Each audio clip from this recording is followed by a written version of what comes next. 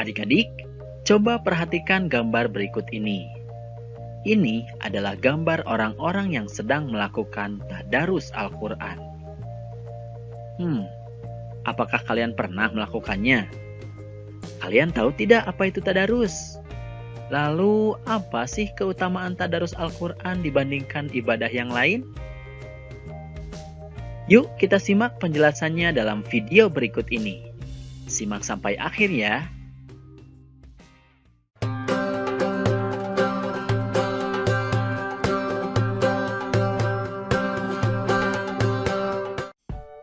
Assalamualaikum warahmatullahi wabarakatuh. Hai adik-adikku yang soleh dan soleha, bagaimana kabarnya? Semoga semuanya tetap sehat dan tetap semangat ya. Sebelum mulai, mari kita berdoa terlebih dahulu. Bismillahirrahmanirrahim. Rabbi zidni ilman warzuqni fahman. Adik-adik, kali ini kita akan mempelajari tentang ibadah tadarus Al-Quran. Setelah mempelajari materi ini, diharapkan kalian mampu memahami pelaksanaan tadarus Al-Quran dan mempraktikkan tata cara tadarus Al-Quran. Sebelum dilanjutkan, untuk mendukung channel ini, jangan lupa like dan subscribe ya.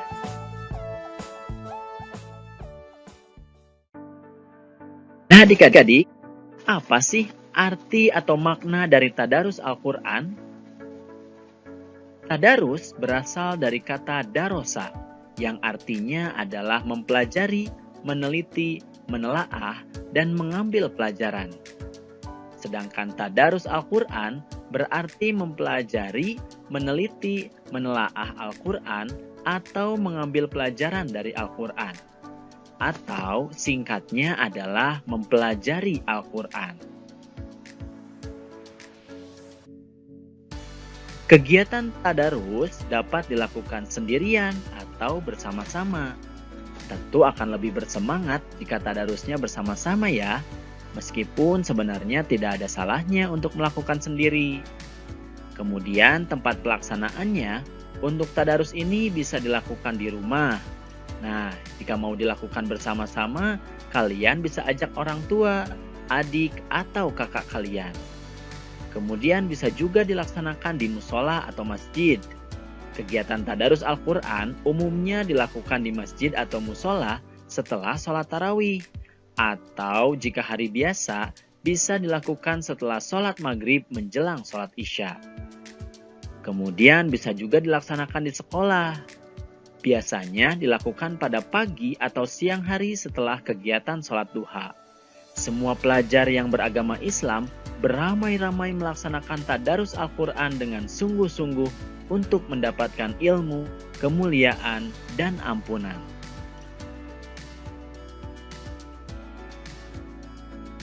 Pada masa Nabi Muhammad SAW, kegiatan tadarus Al-Quran dilakukan dengan berbagai cara.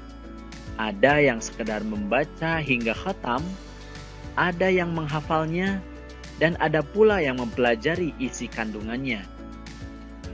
Tiap bulan Ramadan, malaikat Jibril selalu turun untuk menyimak tadarus Nabi dan memperbaiki bila ada kesalahan.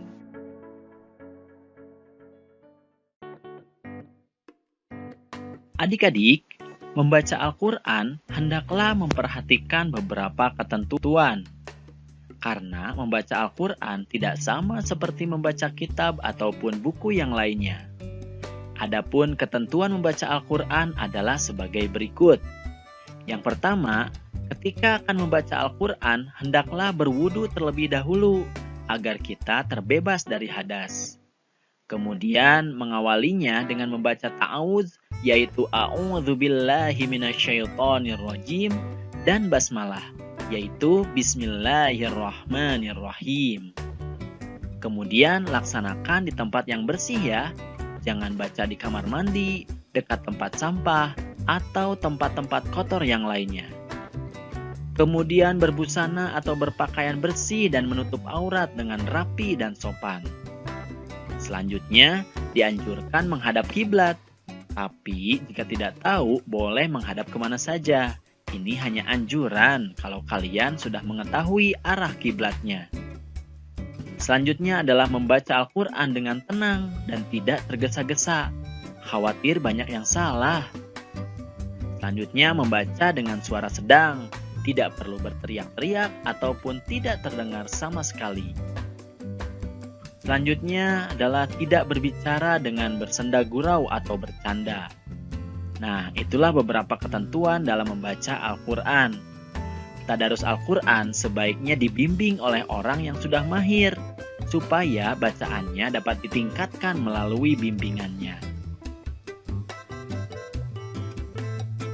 Tadarus Al-Quran mengandung banyak sekali manfaat atau keutamaan. Antara lain adalah seperti berikut.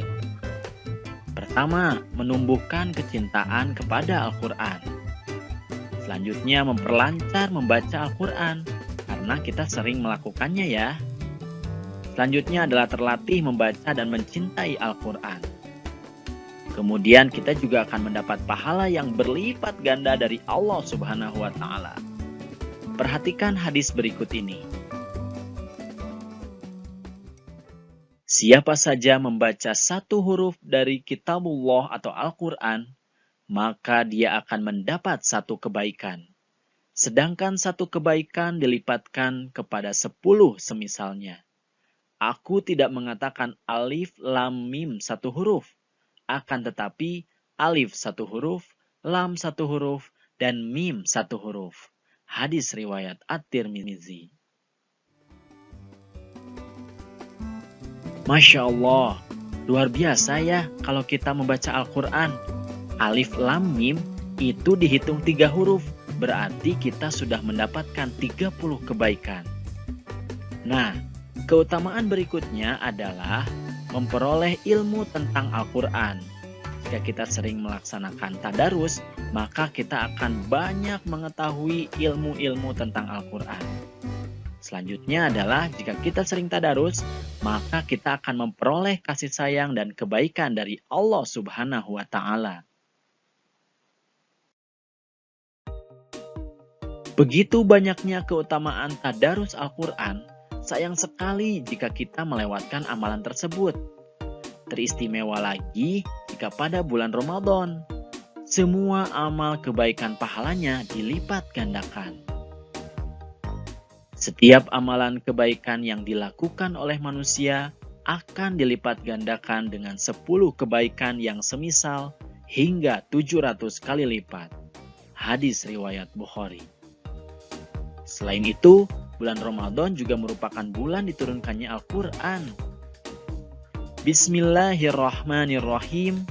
Bulan Ramadan adalah bulan yang di dalamnya diturunkan Al-Quran sebagai petunjuk bagi manusia dan penjelasan-penjelasan mengenai petunjuk itu dan pembeda antara yang benar dan yang batil. Quran Surat Al-Baqarah ayat 185. Nah, oleh karena itu, kita harus selalu tadarus Al-Quran ya, baik di rumah maupun di sekolah.